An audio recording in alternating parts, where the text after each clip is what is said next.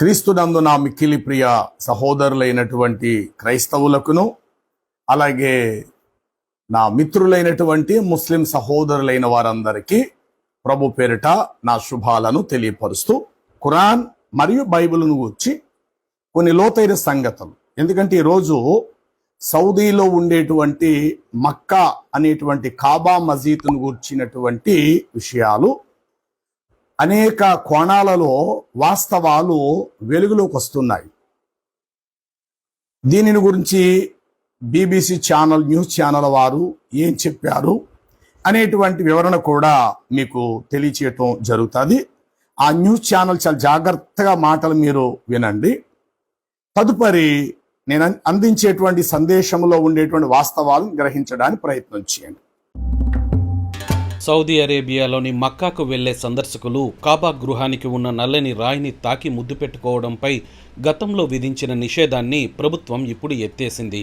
Corona మహమ్మారి సమయంలో దానిపై నిషేధం విధించారు. 30 నెలల తరువాత ఆ నిషేధాన్ని ఎత్తివేస్తున్నట్లు ఉమ్రా యాత్ర మొదలు కావడానికి ముందు ప్రభుత్వం ప్రకటించింది. ఈ నిషేధం తొలగించిన తర్వాత సందర్శకులు ఉత్సాహంతో ఈ నల్లని రాయిని తాకి ప్రార్థనలు చేయటం కనిపిస్తోంది. సౌదీ అరేబియాలోని మక్కాను ప్రపంచవ్యాప్తంగా ఉన్న ముస్లింలు పవిత్ర స్థలంగా భావిస్తారు. 4000 ఏళ్ల క్రితం మక్కా జనావాసాలు లేని ఎడారి ప్రాంతంగా ఉండేది.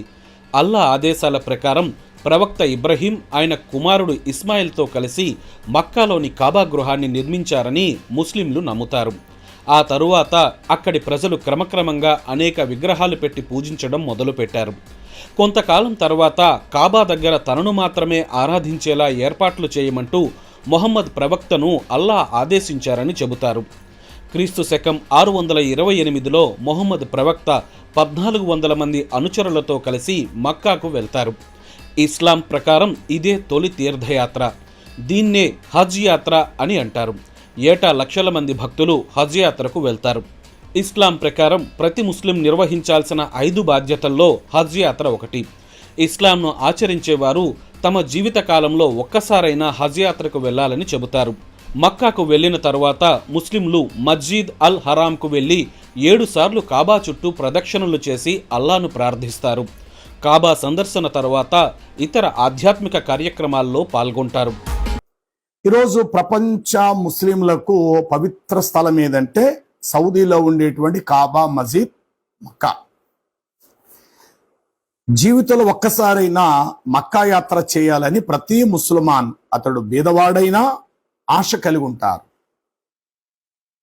క్రైస్తవులకు ప్రపంచం మొత్తం మీద ఎక్కడ కూడా ఒక పుణ్యక్షేత్రం అంటూ క్రైస్తవులకైతే లేదు. ఎందుకంటే ఎక్కడ 2-3 నా నామమును ఏకీభవించి ప్రార్థిస్తారో వారి మధ్య నేనే ఉంటానని సర్వాధికారి అయినటువంటి ప్రభువే చెప్పారు. ఈ కారణము చేత ఏ క్రైస్తవుడికి భూమి మీద పుణ్యక్షేత్రము, పుణ్యస్థలము, యాత్రాస్థలం అనేటువంటిది ఈ భూమి మీద ఏ క్రైస్తవుడికి లేదు. పోతే కొన్ని మతాల వారికి వారు పెట్టుకున్న కొన్ని ప్రదేశాలు అయితే ఉన్నాయి. ఈరోజు ప్రపంచం మొత్తం మీద జెరూషలేం, చాలా మంది ప్రపంచ నలుమూలలో ఉన్నవారు ఆ ప్రదేశాలు యేసు ప్రభు పుట్టిన ప్రదేశమట, సంచరించిన ప్రదేశమట, యేసు ప్రభు సిలువ వేయబడిన ప్రదేశమట, యేసు ప్రభు వారు పుట్టిన స్థలమట అని చెప్పేసి జస్ట్ ఆ ప్రదేశాలను చూసి రావటానికి బైబిల్లో ఉన్న ఆధారాలు సరిగ్గా ఉన్నవా లేవా అని పరిశోధన చేస్తూ చూసి రావటానికి అందరితో పాటు క్రైస్తవులు కూడా యెరూషలేం యాత్ర పేరు చెప్పి వెళ్ళి చూసొస్తారు. కానీ ఇది పుణ్యభూమి, ఇక్కడ మీరు ప్రార్థిస్తే మీకు శుభాలు కలుగుతాయి, ఇక్కడ దైవము నిలిచి ఉంటాడు అనేటువంటిదైతే మాత్రము క్రైస్తవ విధానములైతే అది లేదు. కానీ ప్రపంచ ముస్లిములు ఆరాధ్య దైవముగా ఉండేటువంటి ప్రదేశం ఏదైనా ఉంది అంటే అది మొదట మక్కా, రెండవది మదీనా. మదీనాలో ముహమ్మద్ వారి యొక్క భౌతిక దేహం, అంటే ఆయన చనిపోయిన తర్వాత ఆయన దేహమును మదీనాలో భూస్థాపన చేయటం జరుగుద్ది. ఈ కారణాన్ని బట్టి మక్కాకు వెళ్ళిన ప్రజలు మదీనాకు కూడా వెళ్ళి ఆ ముహమ్మద్ వారి యొక్క భౌతిక దేహాన్ని, ఆ సమాధిని చూసి వస్తుంటారు. ఇది ప్రపంచ ముస్లింలకు తెలిసినటువంటి వాస్తవం. అయితే ప్రపంచ ముస్లిం చెప్పే మాట ఆరాధించేటువంటి ఏకైక స్థలం ఎక్కడ ఉందంటే మక్కాలో ఉంది అని అంటారు.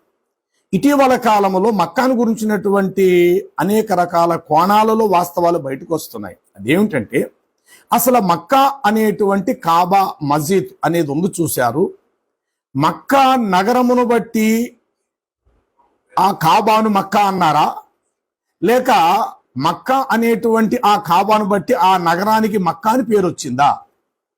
మరలా చెప్తున్నాను, సౌదీలో మక్కా అనేటువంటి ప్రదేశమును బట్టి కాబా గృహము అనే దానికి మక్కా మస్జిద్ అని ఎలాగైతే అంటున్నారో మక్కా అనే పేరు తద్వారా వచ్చిందా, లేదా మక్కా అనేదే ఆ కాబా మస్జిద్ను బట్టియే ఆ ప్రాంతానికి మక్కా నగరము అని పేరు వచ్చిందా? ఇది మొట్టమొదట తెలుసుకోవలసిన సత్యం. దీనికి సమాధానం ముస్లిం సోదరులు కూడా చెప్పాలి. ముహమ్మద్ వారు పుట్టింది మక్కా నగరంలో, మక్కా ప్రాంతం అని చెప్పి ఆయన జీవిత చరిత్రలో రాయబడింది. ఆయన తల్లి పేరు అమీనా, తండ్రి పేరు అబ్దుల్లా గారు.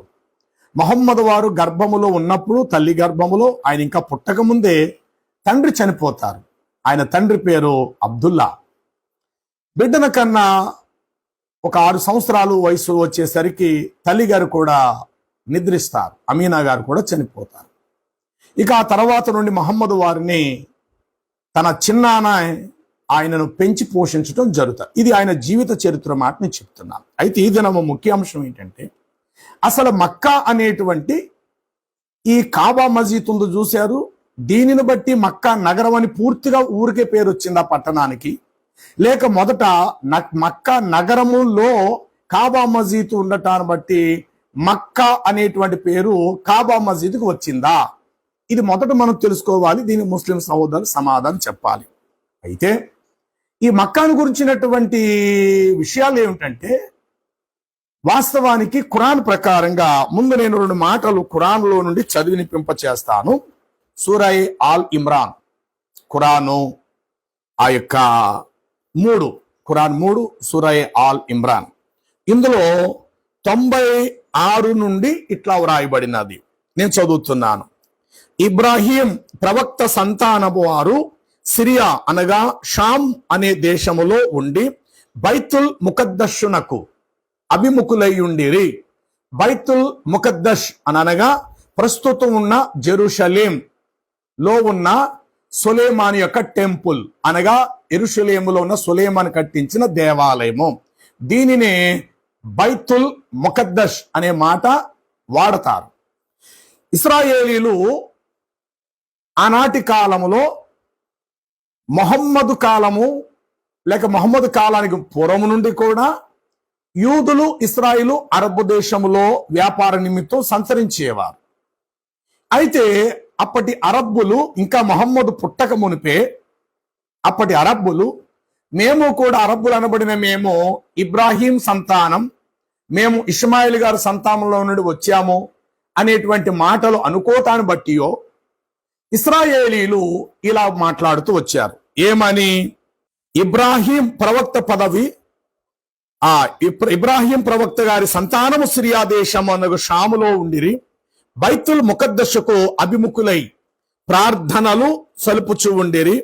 అప్పుడు ఇశ్రాయేలీలు ఇట్లనిరి, ఏమని? ఓ ముస్లిములారా. అంటే ఈ మాట మొహమ్మదు పుట్టక ముందు నుండి మొహమ్మదు పుట్టిన తర్వాత కూడా ముస్లిం అనేది మొహమ్మదు వారి నుండి స్టార్ట్ అయ్యింది. ఇస్లాం మతం అనేది ముస్లిమాన్లు అనగా విధేయులు. ఈ మాట అబ్రహాం నుండి కూడా స్టార్ట్ అయ్యింది. ఇశ్రాయేలు అంటున్నారట ఏమని? ఓ ముస్లింలారా, మీరు ఇబ్రాహీము ప్రవక్తతో సంబంధించిన ఎడల, అంటే మీరు ఇబ్రాహీమునకు సంబంధించిన వారైతే గనుక బైతుల్ ముకద్దస్సును వదిలి, అంటే జెరూషలేమును మీరు విడిచిపెట్టి కాబా మస్జిద్ను ఎందులకు మీరు కిబ్లాగా చేసుకున్నారు, ఆరాధన గృహముగా మీరు ఈ యొక్క మక్కాను, ఈ యొక్క స్థలాన్ని మీరు ఎందుకు దైవ కేంద్రంగా మీరు చేసుకున్నారు? అసలు ఆరాధించవలసిన స్థలము ఇజ్రాయేలీలకు దేవుడు మొట్టమొదటి ఇచ్చిన యెరూషలేములో ఉంది కదా, మీరు ఎందుకు దీనిని పూజిస్తున్నారు? ఈ నల్లని వస్త్రాలు పైనుండి కిందకు తెరచాపల్లాగా కిందకు ధరింపచేసిన ఈ కాబా మస్జిద్ను ఎందుకు మీరు ఆరాధిస్తున్నారని చెప్పేసేసి ఇశ్రాయేలీలు ఆనాటి ముస్లింలను అడిగారట. అందుకు అని యూదులు వారిని అడిగి మరియు వారిని నిందించిరి. దానికిందు సమాధానం కలదు. మొట్టమొదట ప్రజలు ప్రార్థనల కొరకు, శుభముల కొరకు సన్మార్గము చూపునదియు నియమింపబడినదియు అగు గృహము మక్కాపురములోనే ఉండు కాబా మస్జిద్. ఏమంటాడంటే ఇక్కడ ఖురాన్లో, ప్రపంచ మానవులకు ఆరాధనా స్థలము, ఆరాధనా కేంద్రం యెరూషలేము కట్టక పూర్వమే, యూదులు యెరూషలేములో ప్రార్థనలు అనేవి చేయక పూర్వమే, సౌదీ అనేటువంటి ప్రాంతంలో మక్కా అనేటువంటి గృహము వెలసినది అని ఇక్కడ ఖురాన్లో వివరణిస్తున్నారు ఉన్నది. మిగిలిన పవిత్ర స్థలాలన్నీ కూడా, ఆఖరికి బైతుల్ ముకద్దస్ కూడా కాబా మసీదు తర్వాతే ఏర్పరచబడినవి.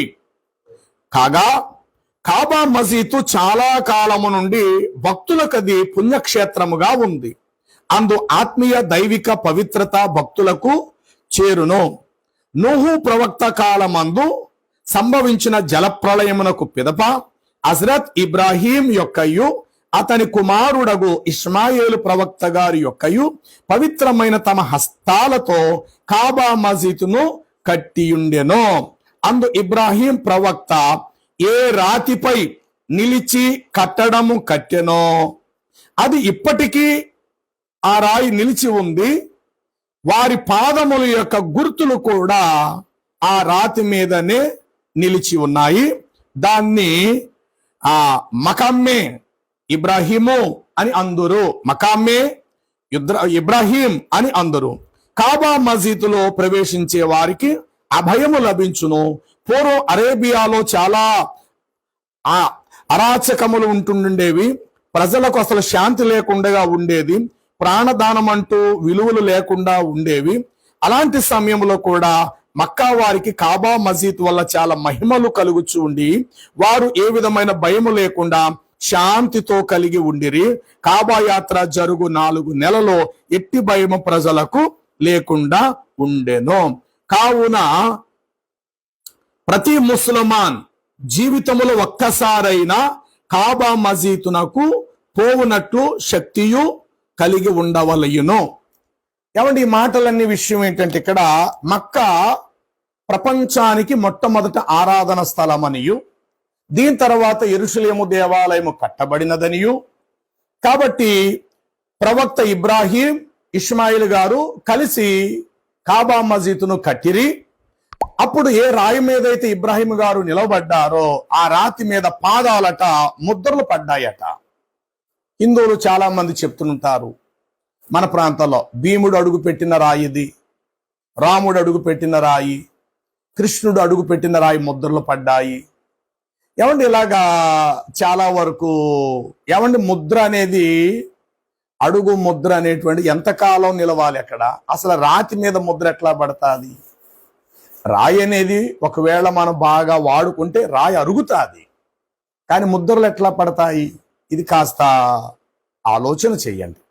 తర్వాత ఇప్పుడు ఈ మక్కా మసీదును ఎవరు కట్టారంటే ఇబ్రాహీం ఇష్మాయిలు కట్టిరి అన్నారు. వాస్తవానికి చరిత్ర ప్రకారం చూస్తే అబ్రహాము ఏనాడు కూడా ఒక మసీదు లేక గృహము కట్టిన సందర్భాలు అబ్రహాం జీవితంలో లేవు. అబ్రహాం యొక్క జీవితం కోసం బైబుల్లో ₹1 కనబడితే మీకు ఖురానులో అబ్రహాము స్టోరీ చరిత్ర 10% కనబడుతుంది. నిజానికి అబ్రహాము గారికి ఎంతమంది భార్యలో ఖురాన్లో లేదు. అబ్రహాముకి పూర్తిగా ఎంతమంది పిల్లలో ఖురాన్లో లేదు. అబ్రహాము కుమారుడిని ఇష్మాయేలుకి ఎంతమంది కుమారులు పుట్టిరి ఖురాన్లో లేదు. ఖురాన్ ప్రకారం ఒకవేళ మొహమ్మద్ వారు ఇష్మాయిల్ వంశంలో వచ్చిన వారే గనుక అయితే, ఖురాన్ ప్రకారం నేను చెప్తున్నాను, వేరే ఇతర గ్రంథాల హదీసుల కోసం నేను మాట్లాడతాను. నాకు ప్రామాణికం ఖురాన్. క్రైస్తవులకు ప్రామాణిక గ్రంథం ఆది కాండము నుండి ప్రకటన. ఎలాగైతే నమ్ముతారో, ఎలాగైతే విశ్వసిస్తారో, ఇంకా వీలైతే ఎగస్ట్రా గ్రంథాలు ఉంటే ఉండనివ్వండి. ఉన్న గ్రంథాలు తీసేస్తే తప్పు పట్టాలేమో, కానీ ఇంకా చరిత్ర గ్రంథాలు ఏమైనా అదనంగా ఉంటే కనుక ఉండనివ్వండి, సంతోషం. ఇప్పుడు ఆర్సిఎం వారి యొక్క గ్రంథం ఉంది, దానిని రోమన్ క్యాథోలిక్ వారి యొక్క బైబిల్ గ్రంథం అంటారు. అందులో మరి కొన్ని పుస్తకాలు ఎగస్ట్రా యాడ్ చేయబడ్డాయి. మక్కాబీలు మొదటి గ్రంథం, మక్కాబీల రెండవ గ్రంథం, తోబీల గ్రంథము, సులైమాను జ్ఞాన గ్రంథము, బాలయేసు జ్ఞాన గ్రంథము, ఇలాగా చెప్పుకుంటూ వెళితే ఆర్సియం రోమన్ కేథోలిక్ వారి యొక్క బైబిల్లో కొన్ని గ్రంథాలు ఉన్నాయి. సరే, ఏ గ్రంథాన్ని మీరు ఆధారంగా తీసుకున్నా, ఇప్పుడు ఉదాహరణకు ప్రపంచంలో ఎన్నో బైబిళ్ళు ఉండొచ్చు. మీరు ప్రొటెస్టెంట్ బైబిలే కానీ, ఆర్సిఎం బైబిలే కానీ, కింగ్ జేమ్స్ వెర్షన్స్ కానీ, ఇంక ఏ బైబిల్ తీసుకోండి, ఆది యందు దేవుడు భూమి ఆకాశం సృష్టించిన మాట ఉంటుంది. ఇదిగో నేను త్వరగా వస్తున్నాను అని ప్రకటన గ్రంథములు యేసుప్రభు వారు చివరిగా చెప్పిన మాట కూడా ఉంటది. ఆదియు అంతం కూడా యేసుప్రభు మరియమ్మకే పుట్టాడని ఉంటుంది తప్ప ఎలిజబెత్కి యేసుప్రభు పుట్టాడు, మరియమ్మకు యోహాను పుట్టాడని చెప్పి ఏ బైబిల్ చెప్పదు. ఏ బైబిల్ మీరు ఆధారం తీసుకున్నా యేసుప్రభు పుట్టారు, ఆయన జీవించారు, ఆయన శిలువ శ్రమలు భరించారు, చనిపోయారు, సమాధి చేయబడ్డారు, ఆయన తిరిగి సమాధిని గెలిచి ఆరోహణనే పరలోకానికి వెళ్ళారని మీరు ఏ బైబిల్, ఏ భాషలో, ఏ దేశంలో ఉన్న బైబిల్ అని తీసుకోండి, ఈ మాటలు ఖచ్చితంగా ఉండి తీరుతాయి. అయితే ఇప్పుడు నేను చెప్పబోయేటువంటి విషయం ఏమిటంటే, ఇప్పుడు నేను చదువుతున్నది ఖురాన్ మజీద్. ఇప్పుడు ఒక్కసారి దివ్య ఖురాన్ కూడా చదువుతాను. అంటే ఈ గ్రంథానికి ఎంత వ్యత్యాసాలు అయితే ఉన్నాయో ఈ విషయాలు నేను చెప్పాలి. ఏ ఖురాన్లోనైతే 3 ఆ యొక్క నోట ఆ ఖురాన్ గ్రంథము 96, 97 నేను చదివాను. ఇప్పుడు అదే ఖురాన్ అల్ ఇమ్రాన్ ఖురాన్ మా యొక్క దివ్య ఖురాన్ ఇది. ఇందులో 96, 97లో ఏముంటదంటే, ప్రప్రథముగా మానవుల కొరకు నిర్మించబడిన ఆరాధన గృహము నిస్సందేహముగా మక్కాలోనే ఉన్నది. దానికి సకల శుభాలు ప్రసాదించబడ్డాయి. విశ్వ ప్రజలందరికీ అది మార్గదర్శకత్వము. అది ఒక కేంద్రముగా రూపొందించబడినది.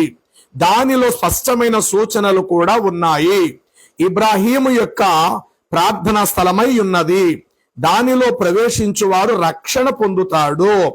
ప్రజలపై అల్లాహుకు ఉన్న హక్కు ఏమిటంటే, ఈ గృహానికి వెళ్ళే శక్తి గలవారు దాని హజ్ను విధిగా చేయాలి.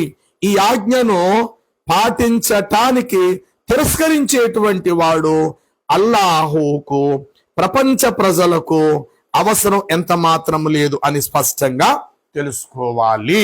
సరే, ఇంతటితో ఖురానులో మక్కాను గురించిన విషయం. అయితే ఇందులో ఇష్మాయేలు గారు, ఇబ్రాహీం గారు కలిసి కట్టారు అని ఈ దివ్య ఖురాన్ 93 అధ్యాయము 96, 97 ఈ భాగములో అయితే ఇక్కడ లేనే లేదు. పోతే నేను చదివినటువంటిది ఖురాన్ మస్జిద్, ఇది ఇంకో ఖురాన్. ఇందులో ఎగస్ట్రా ఇష్మాయిల్ని యాడ్ చేశారు. ఇబ్రాహీం గారు, ఇష్మాయేలు గారు కలిసి వారు కట్టిరి అన్నారు. మరి ఇబ్రాహీం గారి యొక్క పాదాల ముద్రలు రాతి మీద ఉన్నప్పుడు ఇష్మాయేలు గారి యొక్క పాదాల ముద్రలు కూడా సమానంగా కనబడాలేమో కదా. ఒక ఇబ్రాహీం యొక్క పాదాల గుర్తులు ఒక రాతి మీద ఉన్నాయట. ఇది మీకు డైరెక్ట్ గా కూడా ఆ యొక్క చిన్నవి క్లిప్పింగ్స్ ఉన్నాయి, అవి కూడా మీకు చూపిస్తా. పాదాల గుర్తులు కూడా ఈ ప్రోగ్రామ్ లో మీకు చూపించడం అనేది జరుగుతుంది. అయితే ఇబ్రాహీం గారు ఎక్కడ నిలబడి, ఎవరిని ఇప్పుడు ఒకే చోట నిలబడి కడతారండి? ఇప్పుడు ఒక 4 వైపులు కట్టాలన్నప్పుడు మనిషి 4 వైపులు తిరగాల. 4 వైపులు తిరుగుతూ రాళ్ళు అలా కట్టుకుంటూ వెళ్ళాలా. అది ఒక చెట్టుగా, ఒక స్తంభం కాదుగా ఒకే చోట అలా నిలబడి అలా కట్టుకుంటూ వెళ్ళటానికి అడుగులు మార్చాలి కదా. కానీ ఇక్కడ విచిత్రం ఏంటంటే, ఖురాన్ ఏం చెప్తుందంటే, ఇబ్రాహీం గారు ఏ రాతి మీద నిలబడి ఆ యొక్క కాబా మసీదును కట్టారో ఆయన పాదాలు యొక్క గుర్తులు ఆ రాతి మీద ఇప్పటికీ నిలిచి ఉన్నాయి అని అంటున్నారు. మరి ఇబ్రాహీం గారితో ఇష్మాయిల్ గారు కూడా సమానముగా కలిసి కట్టినప్పుడు తండ్రి పాదాలు గుర్తులు రాతి మీద పడినట్లు వారి కుమారుడైన ఇష్మాయేలు గారి యొక్క పాదాలు గుర్తులు కూడా రాతి మీద ఉండి తీరాలి కదా. ఇది నా ప్రశ్న ముస్లిం సోదరులకు. దీనికి సమాధానం మీరు చెప్పాలి. ఈ ఖురాను గ్రంథములోనేమో ఇబ్రాహీం గారు కట్టిరి, ఖురాన్ మస్జిద్లో చూస్తే గనుక ఇబ్రాహీం, ఇష్మాయిల్ గారు కట్టారు. సరే, ఇద్దరు కలిసి కట్టారు అనుకుందాం, తప్పులేదు. పోనీ తండ్రి కుమారులు ఇద్దరు కలిసి కట్టారు అనుకుందాం. అయితే ఇప్పుడు మక్కాలో ఉండేటువంటి నల్లని రాయి ఒకటి ఉంది. ఇది స్వర్గము నుండి పంపించబడిన రాయి అన్నారు కదా. ఇంతకీ స్వర్గము నుండి ఆ రాయి ఎప్పుడు పడింది? అబ్రహాం మక్కాను కడుతున్న టైంలో వచ్చి పడిందా? నో, ఆదాము కాలములో పడింది రాయి అది. మరి ఆదాము కాలములో ఆ రాయి పడినప్పుడు నోవాహు కాలములో జలప్రళయము రాళ్లన్నీ ఆ యొక్క జలజీవనం లేకపోతే జలసమాధి అయినట్లు కలిసిపోయాయి. అయితే పర్టిక్యులర్ గా ఆదాము నుండి అబ్రహామునకు దాదాపు 2000 సంవత్సరాలు. 2000 సంవత్సరాల తర్వాత మరలా ఆ రాయిని మక్కా యొక్క ఈశాన్యం వైపు నల్లని రాయిగా పెట్టి దానిని ఇబ్రాహీం గారు కట్టించారు అన్నారు. ఏమంటే ఆదాము కాలంలో స్వర్గం నుండి రాయడిపోతే ఇబ్రాహీం 2000 సంవత్సరాల తర్వాత ఆ రాయిని తీసుకొచ్చి అందులో పెట్టడం ఏంటి? ఎట్లా? అది ఎడారిలో ఇసుకలో కప్పడిపోయే రాళ్ళు కదా, ఎన్నో రాళ్ళు కట్టి ఉండొచ్చు. ప్రత్యేకంగా ఆ రాయి ఇది స్వర్గం ఉందని అబ్రహాముకు తెలియటము, లేకపోతే ఎవరైనా చెప్పారా, ఆ రాయిని అక్కడ పెట్టటము, దానిని పూజించటము, ఆ రాయిని ముద్దు పెట్టుకుంటేనట మనుషులందరి పాపాలను బట్టి ఆ రాయి చివరికి తెల్లగా ఉండే రాయట నల్లని ఆకారంగా మారిపోయిందని BBC న్యూస్ వారి ద్వారా కూడా ఈ వాస్తవాలు బయటకు వచ్చాయి. ఏమండి, ఇప్పుడు మనుషులు ముద్దు పెట్టుకుంటేనట రాయట తెల్లని రాయ నల్లగా నల్లగా నల్లగా నల్లగా మారిపోయిందట. రెండోది, మనుషుల యొక్క పాపాలను ఆ రాయి తీసుకుందట. ఇప్పుడు మనుషుల యొక్క పాపాలు ఆ రాయే తీసుకోగలిగే శక్తి ఉంటే ఇంకా అల్లా దగ్గరికి ఎందుకు వెళ్ళాలి మనం? మక్కా చుట్టూ 7 సార్లు ప్రదర్శన చేయవలసిన పని ఎందుకు? ఇక ప్రతిసారి ఆ రాయిని ముట్టుకుంటే మన పాపాలే పోతాయి కదా. ఇక ఉపవాసాలు ఉండటం ఎందుకు? రంజాన్ మాసం పేరు చెప్పి ముస్లింలు దాన ధర్మాలు ఇంకెందుకు చేయాలి? ఎందుకంటే ఆ రాయిని ముద్దెట్టుకుంటేనే పాపాలన్నీ పోతాయి అనేది వాస్తవం అయితే గనుక భూమి మీద పుణ్యాలు చేయటం ఎందుకు, నమాజులు చేయటం ఎందుకు, జకాత్ దాన ధర్మాలు చేయటం ఎందుకు, గుషుల్ దేహ శుభ్రత ఉండటం ఎందుకు, హజ్ మక్కా యాత్ర వెళ్ళటం ఎందుకు, నమాజ్ 5 పూటలు పాటించవలసిన అవసరత ఎందుకు? అక్కడ చెప్పారు BBC న్యూస్ వారు ఏమన్నారంటే, అంటే ఇస్లాం చరిత్రను వారు చెప్పుకొచ్చారు. ఆ నల్ల రాయిని ముద్దు పెట్టుకుంటే వారి పాపాలన్నీ తీసుకొని తెల్లని రాయి చివరికి నల్లగా మారిపోయింది.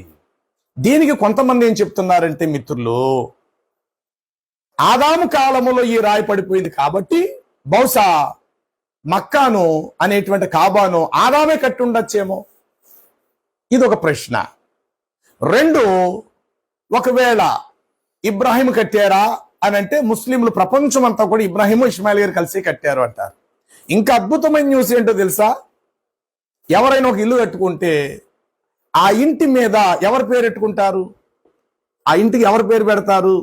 ఇప్పుడు ఇల్లు నేను కట్టుకున్నాను, నా సొంత కష్టార్జితంతో నేనే కట్టుకున్నాను, లేక నేనే కట్టాను. నా ఇంటి పేరు నా పేరు పెట్టుకుంటాను నా ఇంటికి, కానీ పక్కోడి ఇంటి పేరు తీసుకొచ్చి దాన్ని పెట్టను కదా. ఆ మాటకు వస్తే ఇప్పుడు మక్కా అనే పేరు దానికి ఉంది. చరిత్రలో మక్కాబీలు కూడా ఉన్నారు. కాబట్టి ఈ యొక్క సౌదీలో ఉండేటువంటి ఈ మక్కాను మక్కాబీలే కట్టిరి. ఎందుకని పేరు అక్కడ అర్థమవుతుంది కదా. రోమన్ క్యాథోలిక్ యొక్క గ్రంథములో మక్కాబీలు ఉన్నారు. ఆ మక్కాబీలే వారు యోధా వంశానికి సంబంధించిన వారే. ఆ గ్రంథం ప్రకారంగా చదివితే అది బైబిల్లోనే ఉందన్నమాట. అంటే RCM యొక్క బైబిల్ అది అందుబాటులోనే ఉంది.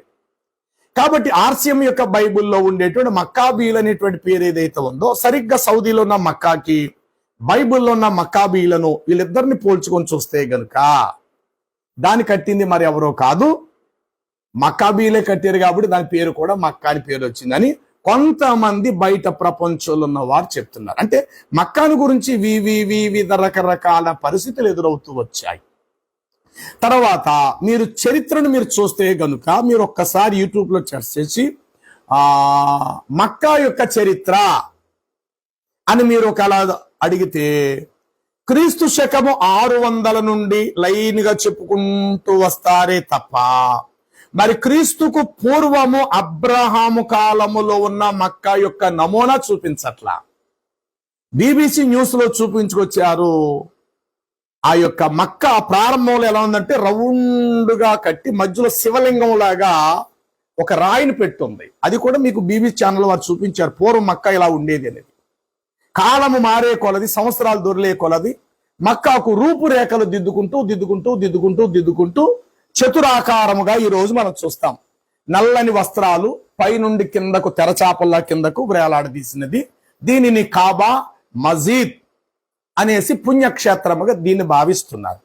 కానీ దీని యొక్క నమూనా పూర్వకాలములో ఒకవేళ చూస్తే అది రౌండ్గా కనబడినది.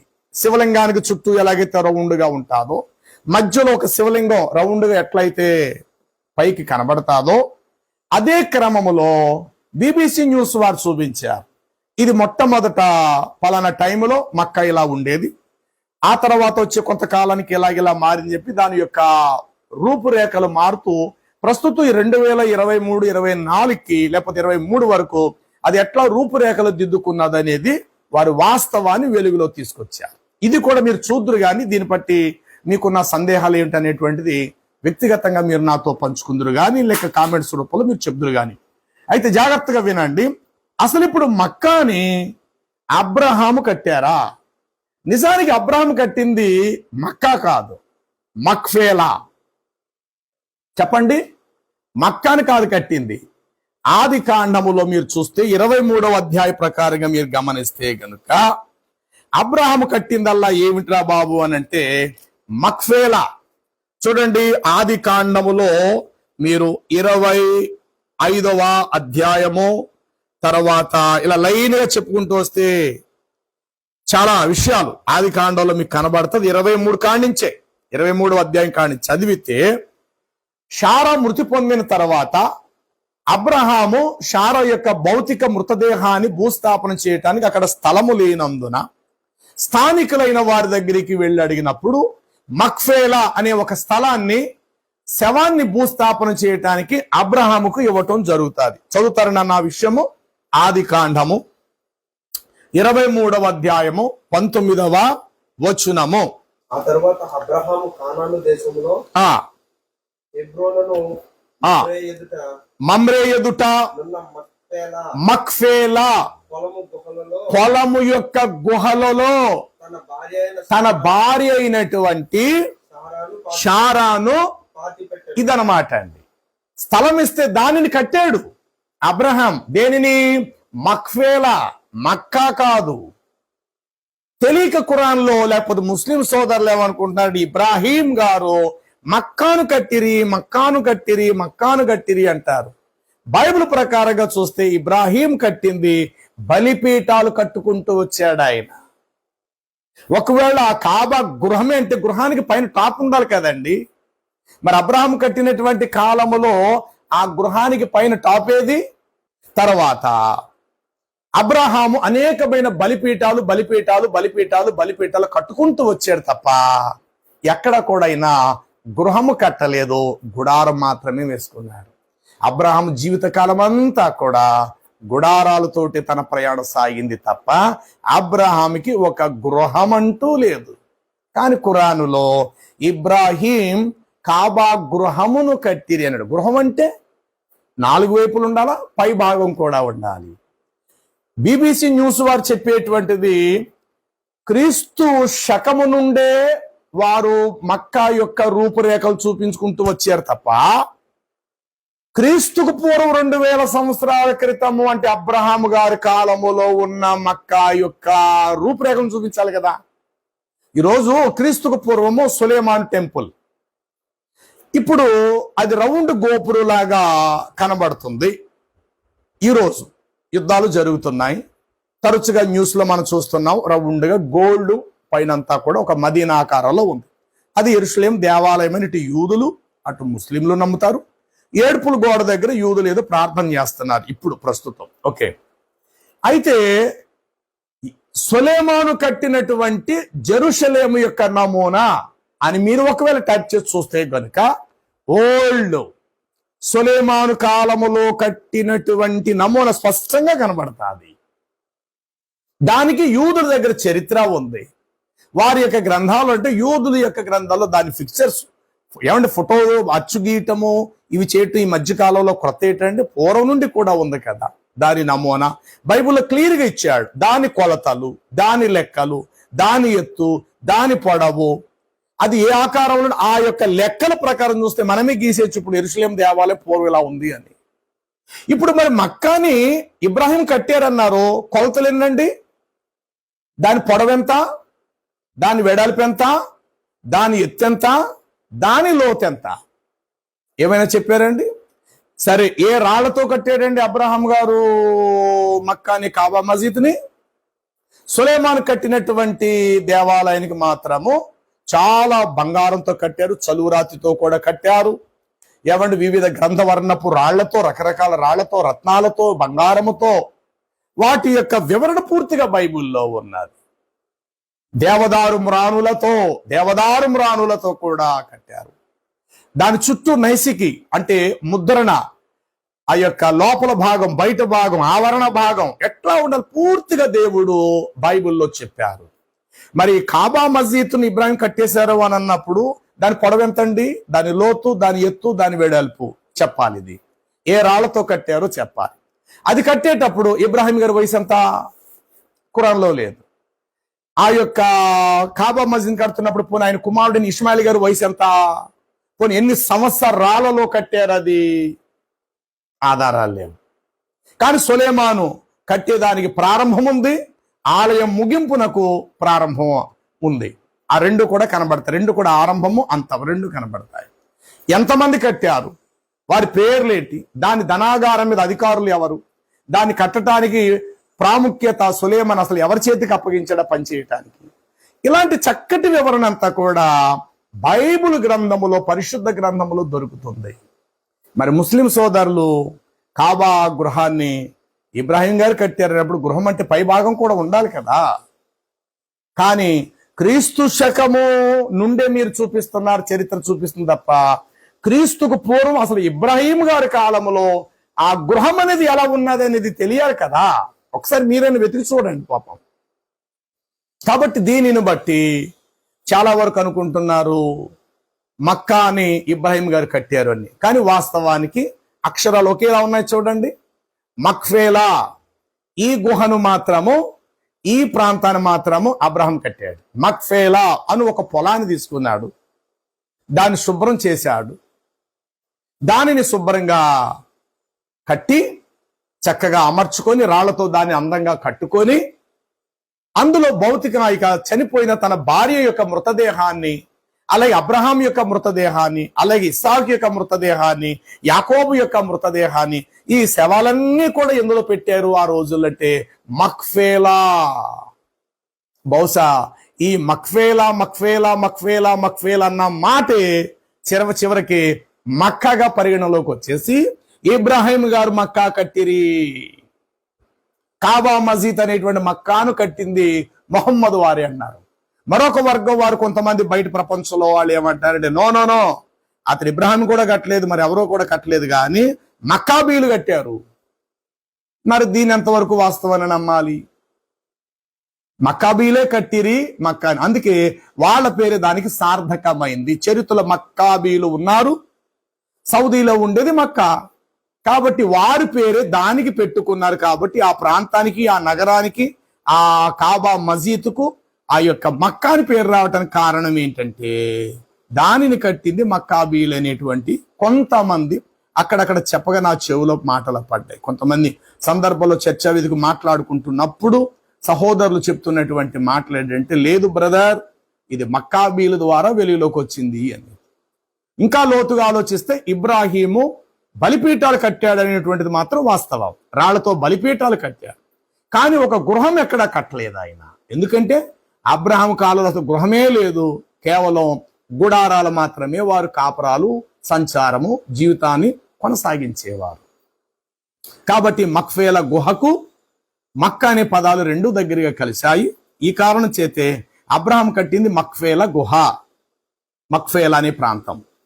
అదే మాట తీసుకొచ్చి మక్కా అన్నారు. ఇంకా విచిత్రం ఏంటంటే కొంతమంది సహోదరులు, ముస్లిం వర్తకులు, ఆ యొక్క వక్తలు, ముస్లిం యొక్క వక్తలు చక్కగా మాట్లాడతారు. మరి ఏ విధంగా మాట్లాడుతున్నారంటే కీర్తన 84:6 ఒక మాట ఉంటుంది. ఏమని ఉంటుందంటే వారు బాకాలోయలో పడి వెళ్ళిరి, దానిని వారు జలమయముగా చేసిరి అని 84 కీర్తన 6 ఆ మాట ఉంటుంది. వారు బాకా లోయలో పడి వెళ్ళిరి, దానిని జలమయముగా చేసింది. దీనిని ఒక సహోదరుడు ఒక రోజు ఏం చెప్పారంటే, వారు బాకా లోయలో పడి జల సమూహముగా వెళ్ళిరి, ప్రవాహము నది పారినట్టుగా వెళ్ళిరి. ఈ రోజు మక్కా చుట్టూ నది ప్రవాహం వల్ల లక్షలాది ప్రజలు రౌండ్గా తిరుగుతున్నారు. దీనిని గూర్చే మీ బైబిల్లో బాకా అని రాస్తుంది. ఈ బాకాయే కొంతకాలానికి మక్కా అయిపోయిందని చెప్పేసి బాకా అనేటువంటి ప్రాంతం లేకపోతే ఆ యొక్క లోయ కీర్తన 84:6 చెప్పబడింది. వారు బాకా లోయలో పడి వెళ్ళిరి, దానిని వారు జలమయముగా చేసిరి అని రాయి ఉంటది. సరిగ్గా ఇదే మాట కాస్త కలుస్తున్నందున అక్షరాలు కాబా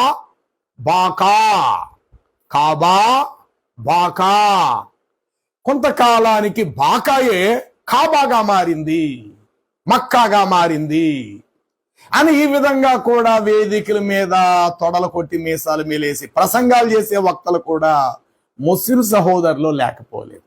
అంటే అక్షరం ఏదైనా కుదిరితే దాన్ని చాలా చక్కగా కలుపుకుంటున్నారు. నేను చెప్పే వాటికి మాత్రం ఖచ్చితంగా ఆధారాలు ఉన్నాయి. ఆర్సిఎం బైబిల్ గ్రంథ ప్రకారంగా మక్కాబీలు, ఎందుకంటే నా దగ్గర ఉంది గ్రంథం, అది నేను చదువుతుంటాను. మక్కాబీలు అనేటువంటి మాట ఉంది, సౌదీలో ఉండేటువంటిది మక్కా. కాబట్టి దీనిని కట్టింది మక్కాబీలే అనేటువంటి ఒక వాదన చరిత్రలో బయట చెప్పుకునేవారు ఉన్నారు. రెండవది, ఆదాము కాలములో రాయి పడితే బహుశా ఆదామే కట్టుండాలేమో మక్కాని. అబ్రహాం ఎట్లా కట్టుంటాడు? ఇది రాయి ఆదాముతో పాటు పడిపోయింది కదా స్వర్గం నుండి. కాబట్టి ఆదాము కాలంలో పడిపోయిన ఆ రాయ 2000 సంవత్సరాల తర్వాత అబ్రహాం కాలం ఎలా వెలుగులోకి వచ్చింది? మళ్ళీ సరిగ్గా రాయినేమో ఈ సైన్యం వైపు పెట్టారు. అంటే అబ్రహాము తీసేసరికి ఆ రాయి అప్పటికి ఇంకా తెల్లగానే ఉందా? ఆదాము కాలంలో పడిపోయిందట నేల మీద స్వర్గం నుండి రాయ. అబ్రహాం కాలం వరకు కూడా అది తెల్లగానే ఉందా? దాన్ని మక్కాలో పెట్టి ఆ యొక్క ఈ సైన్యం వైపు పెట్టి ఆ రాయిని పెట్టేసరికట ప్రజలు దాన్ని ముద్దు పెట్టుకోవడం సరికి కొంతకాలానికి ఆ రాయ ప్రజల పాపాలన్నీ తీసుకొని చివరికి ఆ రాయట నల్లగా మారిపోయిందట. కాబట్టి ముస్లిం సహోదరులారా, గ్రంథాలను చదువుతూ ఉంటున్నప్పుడు కాస్త దైవిక విశ్లేషణ, దైవిక అవగాహన మనకు అవసరం. భూమి మీద ఎవరి మతాన్ని బట్టి ఎవరి భక్తి వారిది గొప్పగా పెంచుకుంటారు, ఎవరి మత విశ్వాసాలు వారివి గొప్పవి అని చాటింప చేసుకుంటారు. అది ఎవరికైనా సాధ్యమే. కానీ నిజం అనేటువంటిది ఒకటి ఎప్పటికీ ఉండి తీరుతారు. ఆ నిజాన్ని మనం నమ్మాలి. మరలా నేను అడుగుతున్నాను, రాయి మీద నిలబడితే ముద్రలు పడతాయా? ఖురాన్ చెప్తుందన్నమాట. సరే, ఇప్పుడు చుట్టూ తిరిగి కట్టేటప్పుడు ఒక మనిషి పాదాలు ఒకే చోట ఎందుకు ఉంటాయి? చుట్టూ తిరుగుతాడు కదా రాళ్ళతో కట్టడానికి. కింద నుంచి పై వరకు కట్టుకుంటూ వెళ్ళాలి కదా. అది ఎంత పెద్ద రాయి మరి అది. ఆ రాయి కూడా మీకు చూపిస్తా, చూద్దరు ముద్రలో ఒకే చోట ఎట్లా ఎలా పడ్డాయో మీకు కనబడతారు. కాబట్టి ముద్రలు ఉన్నాయనేటువంటిది ఒక మాట. ఆ ఖురాన్లో అయితేనేమో దివ్య ఖురాన్లో ఇబ్రాహీం గారు అది కట్టిది అనే మాట రాయబడింది. ఖురాన్ మజీదులో ఇస్మాయిల్ గారు తమ పవిత్ర హస్తాలతో కట్టిది అన్నారు. మరి ముద్రలు పడితే ఇద్దరే కూడా సమానంగా ముద్రలు పడాలి కదా. తర్వాత నల్లని రాయి ఎప్పుడో పడిపోతే అది అబ్రహాం కాలంలో ఎలా బయటికి తీసి ఈ సైన్యం వైపు పెడితే తెల్లని రాయి ఎట్లా నల్లగా మారిపోతుంది? తర్వాత దాని చుట్టూ 7 సార్లు ప్రదర్శన చేయాలన్నారు. అసలు 7 అనేటువంటిది ఎందుకు వచ్చింది? 786 అనేటువంటిది ముస్లిం కోడ్. ఈరోజు ప్రపంచం మొత్తం మీద కూడా 786 అనేటువంటి 3 అంకెలు చెప్తారు కదా. వీటి వివరణ త్వరలో మీకు అందజేస్తా. ఆ 786 అనేటువంటి మాటలకు పరమార్థం అరబిక్ లెటరింగ్స్ కుడివైపు నుండి ఎడవైపు లెక్కట్టాలి. ఇంకే సాధారణ చాలా వరకు భాషల యొక్క అంకీలు కానీ అక్షరాలు కానీ ఈ యొక్క ఎడమ చేతి వైపు నుండి కుడివైపుకు వస్తాయి. కొన్ని అక్షరాలు, కొన్ని దేశపు అక్షరాలు అయితే, కొన్ని భాష అక్షరాలు అయితే జపానీస్ పై నుండి కిందకు వస్తాయి. అయితే హిబ్రూ కానీ, అరబిక్ కానీ, ఉర్దూ కానీ, అరబిక్ కానీ కుడివైపు నుండి ఎడవైపుకి వెళ్తాయి. ఈ లెక్కల ప్రకారంగా చూస్తే 786 ఇప్పుడు 687 అనేటువంటి పరమార్థం ఏంటనేటువంటిది త్వరలో మీకు ఆ వివరణ కూడా ఇవ్వటం జరుగుతుంది. అసలు మక్కా అనేటి కాబా చుట్టూ 7 సార్లు ఎందుకు తిరుగుతున్నారు? అలా తిరగమని వారికి చెప్పింది ఎవరు? అలా తిరగటాన్ని దేనిని ప్రాధాన్యంగా వారు తీసుకొని తిరుగుతున్నారు? ఈ విషయాలు త్వరలో మీకు తెలియపరచడం జరుగుతుంది. ఇవాళకి మక్కా అనేది మక్కాబీయులు కట్టారనేది ఒక వాదన. 2, మక్కా అనేటువంటి కాబా మసీదును ఆదాము కాలంలో రాయడిపోతే ఆ రాయి అందులో ఉన్నదంటే ఆదామే కట్టాడా అనేది ఒక వాదన. పోనీ ఇబ్రాహీం ఇస్మాయిల్ గారు కట్టుంటే గనక పాదాల యొక్క గుర్తులు ఇద్దరే కూడా పడాలి కదా. ఒకళ్ళు కట్టుంటే దాని కొలతలు ఎంత, లెక్కలు ఎంత, దాని ఎత్తు పొడవలు ఎంత, ఏ రాతితో ఆ యొక్క కాబాను కట్టేది, ఈ వివరణలన్నీ కూడా ఖురాను ద్వారా అవసరం. విచిత్రమైన విషయం ఏంటంటే బైబిల్ను దాటి బయటికి వెళ్ళకుండా ప్రతిదాన్ని బైబిల్ నుంచి మాట్లాడాల్సి. చాలా అద్భుతమైన గ్రంథం బైబిల్. ఖురాన్లో ఏమైనా విషయం మాట్లాడితే ముస్లింల డబ్బు లేదు, దీనిని ముహమ్మద్ సల్లల్లాహు అలైహి వసల్లం వారు హదీసుల్లో చెప్పారు అంటారు. హదీసులోంచి మాట్లాడితే అబ్బాయి లేదు అల్లా చెప్పినట్టు దివ్య ఖురాను గ్రంథంలో ఈ మాట పూర్తిగా ఉంది అంటే ఈ రెండు దేన్ని నమ్మాలి? మనుషుల చేత కల్పించబడిన హదీసులే నమ్మాలా మీ విశ్వాసం ప్రకారం? లేదా అల్లా స్వయంగా పై నుండి పంపించాడు ఖురాన్ గ్రంథం అన్నప్పుడు ఖురాన్ గ్రంథాన్ని విశ్వసించాలా? క్రైస్తవులు అయితే ఆది కాండం నుండి ప్రకటన వరకు విశ్వసిస్తారు అంతే. దాటి వేరే గ్రంథాలు వేరే ఎవరెవరో రాశారట, ఎవరెవరో రాశారు, ఆ గ్రంథాల జోలికి అసలు వెళ్ళకూడదు, వెళ్ళవలసిన పని లేదు. ప్రపంచ క్రైస్తవులకు ప్రామాణిక గ్రంథము, ఏకైక గ్రంథము, పరిశుద్ధ గ్రంథం బైబిల్ ఒక్కటి మాత్రమే. కాబట్టి సహోదరుల, రేపటి దినాన మరొక భాగముతో మనం వద్దాం. ఆ యొక్క కాబాలో ఉన్న 360 విగ్రహాలు ఎట్లా వచ్చాయి, దీని యొక్క వివరణ చెప్పి వెళ్ళిపోతాను, ముగిస్తాను. చైనా దేశపు వారు బుద్ధిస్టులు విగ్రహాలు తీసుకొచ్చి మక్కాలో పెట్టిరి అనే మాట నేను మొహమ్మద్ జీవితంలో ఆయన చెప్పిన మాటల ప్రకారంగా రాబోయే కాలం మీకు చూపిస్తాను. మక్కా నగరం యొక్క డెవలప్మెంట్ కానీ, మక్కాలో ఉండేటువంటి 360 విగ్రహాలు కానీ ఎవరు పెట్టిరి అని అంటే ఆ మాట చైనా దేశస్తులు వచ్చి పెట్టిరని చెప్పి ఆయన జీవిత చరిత్రలోనే రాయబడింది. మరి వారు వచ్చి విగ్రహాలు పెట్టినప్పుడు ఆ నగరాన్ని లేకపోతే ఆ యొక్క గోపురాన్ని అనగా కాబా మస్జిద్ కట్టిది కూడా చైనా వాళ్ళు అయి ఉండాలి కదా. ఇది ఆ మాట కూడా ఒక హదీసులో రాయబడింది. కాబట్టి ఇప్పుడు కాబా మస్జిద్ను చైనా దేశస్తులు కట్టారు అందామా, అబ్రహం కట్టాడు అందామా, మక్కాబీయులు కట్టారు అందామా, ఆదాము కాలంలో ఆ రాయి అడిపోయినప్పుడు ఆ రాయి ఇప్పుడు మక్కాలు ఈశాన్యం వైపు ఉందంటే ఆదాము కట్టాడని అందామా? దయచేసి మీ అభిప్రాయాలు కామెంట్స్ రూపంలో తెలియపరచండి. మరొక భాగాలో కలుసుకుందాం. అంతవరకు ప్రభు తన కృప తోడై నడిపించును గాక. ఆమేన్. Thank you.